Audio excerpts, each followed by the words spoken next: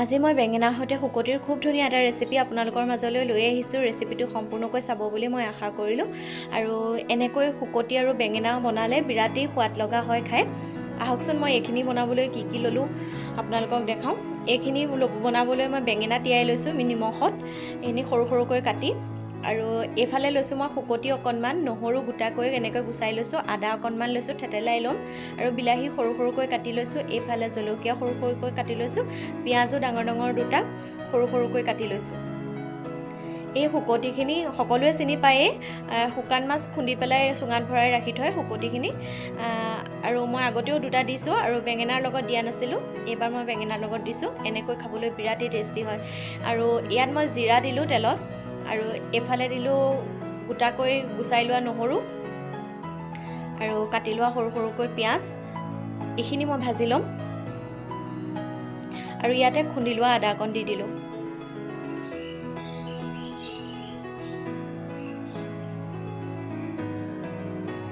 এইখিনি ভালকৈ ভাজি ল'ম মই। এইখিনি অকণমান ৰঙচুৱা হ'লত ইয়াতে মই তিয়াই ৰখা বেঙেনাখিনি দি দিলোঁ।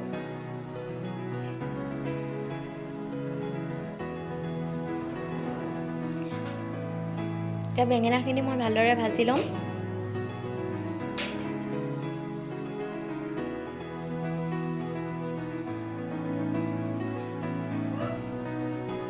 ইয়াতে মই জোখ অনুযায়ী হালধি নিমখ দি দিছোঁ।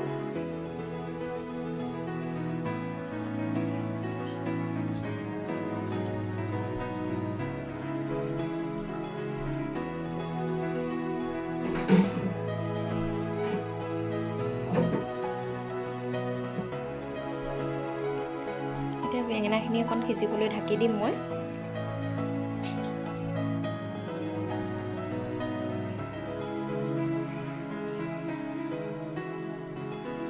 এতিয়া এইখিনিতে মই বিলাহীখিনি দি দিম কাটি লোৱা, আৰু ইয়াতে জলকীয়াখিনি।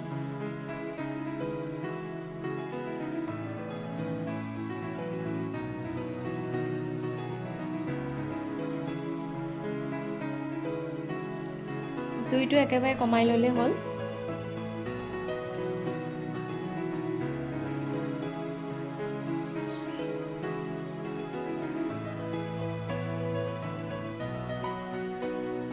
আৰু ইয়াতে মই ইমানখিনি শুকতি নালাগে, ইয়াৰ অকণমান দিছোঁ।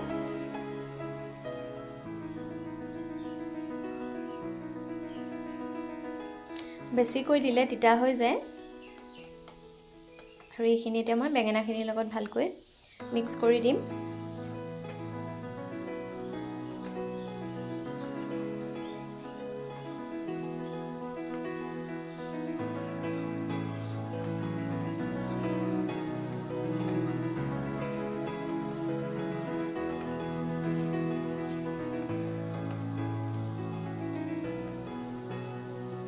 এতিয়া এইখিনি মই এনেকৈ 5 মিনিটমানৰ কাৰণে ঢাকি দিম।